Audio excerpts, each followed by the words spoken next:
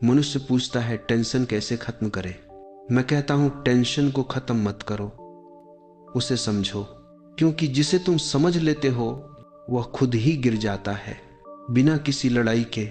तुम टेंशन से लड़ते हो, इसीलिए टेंशन और मजबूत हो जाती है। तुम उसे दवाई से दबाते हो, इसीलिए वह फिर लौट आती है, और हर बार पहले से ज्यादा भारी। टेंशन बाहर नहीं है, यह तुम्हारे मन की कहानी है जो तुमने खुद बनाई है, अपने विचारों से, अपनी अपेक्षाओं से, भविष्य की चिंताओं और अतीत की पीड़ाओं से। समझो, टेंशन स्थिति से नहीं होती बल्कि तुम्हारे विचारों की व्याख्या से होती है।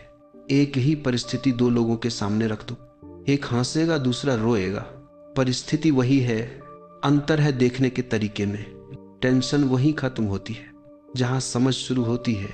जब तुम देख पाते हो कि जो हो रहा है वही होना है और जो होना था वही हुआ, तब भीतर स्वीकृति जन्म लेती है। उस स्वीकृति के साथ टेंशन का कोई अस्तित्व नहीं रह जाता। याद रखना, जीवन सरल है लेकिन मन इसे कठिन बनाता है। जो कुछ है उसे स्वीकार कर लो, टेंशन गिर जाएगी।